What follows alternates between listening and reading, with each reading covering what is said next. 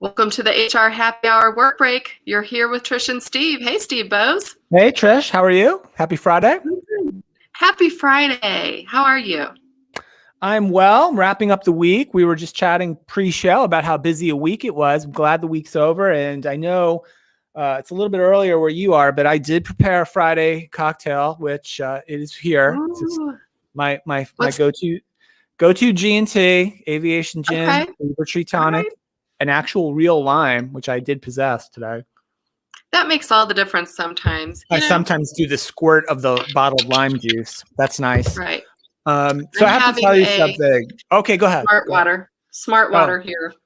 Yes, you're being responsible. That's why you're in charge, Trish. That's why you're the team leader, and I'm just a guy out there. That's why, because I drink water. I did do. Yeah.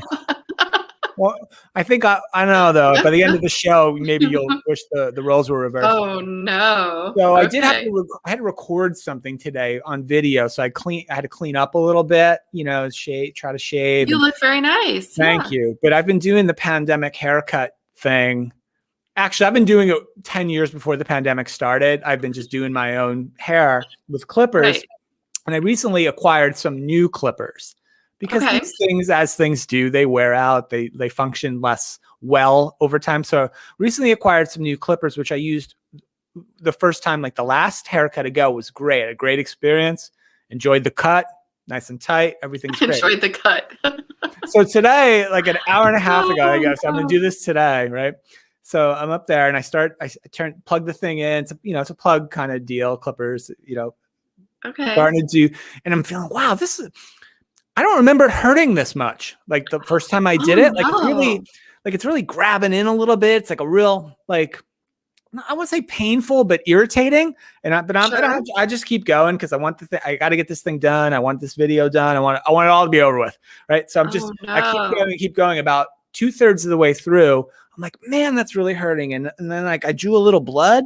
And then I realized, Trish, I look at these clippers and the little plastic guide that you're supposed to snap on that regulates the length of hair you're cutting. Yeah. That had fallen off, I guess, when I had stored it the last time. I've been doing the whole haircut with the raw clippers, like the bare part of the metal right on my head the entire time, and didn't realize until I was about 2/3 of the way through and was bleeding. So oh my goodness. I think after 10 years of cutting my own hair, I'd have it sorted out, but was not fun.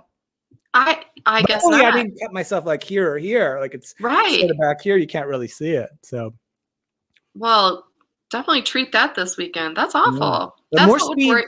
That's what would worry me about clippers. I'm always worried, even like if I watch my kid, his hair's long now, but when he used to go to the barber and they use the clippers with the guide, and it's like, you gotta be careful, But there's a big advantage, Trish, for fellows like myself.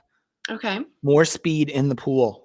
I just rocket through that water. No drag. You are looking quite aerodynamic today. I would admit that. Yeah. Yeah. So Trish, wow. that was can I tell you just one more thing and then I'll shut up and just enjoy my cocktail. This is your show. You can do whatever. No, I'm prepared, Trish. You know why? It's a big day for me. Okay. Labor market geek that I am. Today was Jobs Report Friday. It is Jobs Report Friday. I talked about this on the Alexa show today, but 379,000 jobs added in February. Unemployment rate ticked down a little bit to 6.2%, which was good results and better than expected, Trish. But while I was kind of doing a little bit of research for the Alexa show, I came across this other study from a group called the Economic Policy Institute. And we kind of know this, I think, based on what businesses have really been impacted the most, right, by pandemic, right? Mm-hmm. Restaurants and bars and hotels, lots of service sector industries.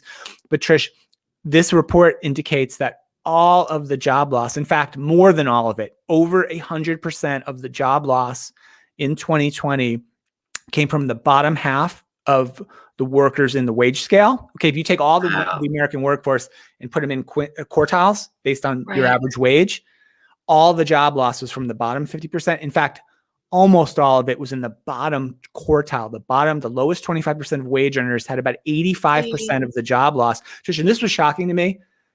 From 50% and up, the top two quartiles actually gained jobs in 2020. Didn't lose any jobs. Now, that's not saying individuals, right? Plenty of individual people lost jobs, right? But there were more jobs added. There was a net job gain in the top quartiles. I couldn't believe that, Trish. Couldn't believe it. It just makes it like really hammers home how kind of just the impacts of this has been really not felt equally at all across the economy. Yeah, that's pretty shocking. I mean, I guess I would have probably guessed it was bad, but not nearly that bad. That's awful. Yeah. So, but encouraging jobs report today. And hopefully we can start getting folks back in the labor market really, really soon. So yeah, I was geeking out for a while this morning on labor market data.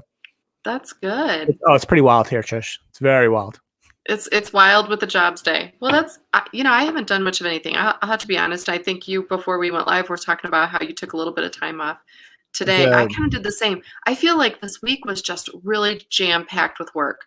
Lots and lots of extra hours. And so, yeah, got to today and I'm like, you know what? I'm going to do a couple things this morning, had a meeting or two, and then I've kind of, Yeah, it can be that way. We were grinding all week, a lot of content, right? We talked about this a little bit, two or three? Did we drop 3 podcasts this week? Or there was these 2 on the network, the Alexa shows. I did 3 this week. We've been on the work break, but that's good. I have one other thing for you, Trish, because I'm cleaning out.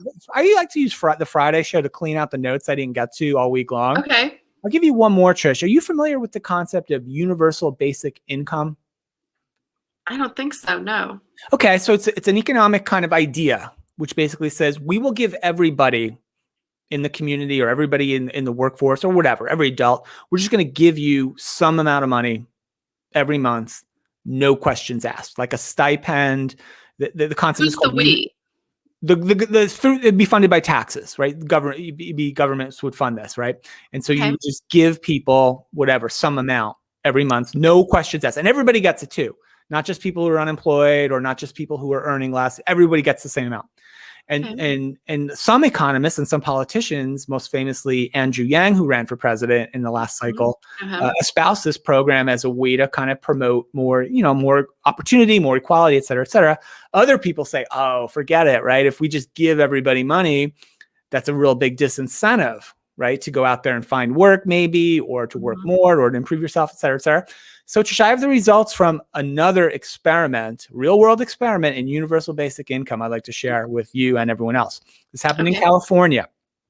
125 people were given $500 a month each for 2 years. Now, obviously, that's a nice little bit of money. It's not enough to live on. It's not really life-changing money necessarily, but, important. If you're trying to make your bills every month and struggling to do that, it's a big deal, right? It's a couple bills. 125 people given $500 a month for 2 years, no questions asked. Okay. Unemployment in this group, Trish, who got the stipend, declined from 12% down to 8% over the 2-year experiment. Okay. So we had a control group, Trish. They found another group of people, very similar characteristics, age, composition, demographics, education, et cetera, et cetera. 125 people in the control group didn't get any money, didn't get anything. Their unemployment actually increased from 14% to 15%. So giving these folks $500 a month was not, at least in this experiment, was not a disincentive for them going to find work. They actually, their unemployment rate declined by a third, 12% down to 8%. How about that? Interesting. You know what? It makes sense because I think as long as you're not giving so much that it truly makes it to where the person cannot go find a job for more. Right. I think that's sometimes what happens. It's someone feels like, well, I'm making this amount over here. Why would I go work just to make $1 or $2 more an hour? I think it's super interesting. I'm not saying I'm in favor of this as a political thing or as an economic policy thing. I think it's super interesting though, and I just like the idea of like, I love when there's actual data that at least makes us rethink kind of what we might think. Because I think your reaction, it seemed like a little bit, and mine was too, maybe, hey, if we just start giving people money, well, that's a disincentive to go out and try to earn more money, right? But it turns out, at least in this experiment, it was not. So there you go. I've geeked us all out. I probably bored the hell out of the audience. There we go. Maybe I can just get back to cocktailing and enjoying Friday. Yeah, why don't we? I think we're almost to the 10-minute mark anyway. So let's just tell everyone, thank you for sticking around all week long with us, even on our day we took off. And be sure to subscribe to the HR Happy Hour podcast. You'll get all the network shows wherever you get your podcasts, Apple, Stitcher.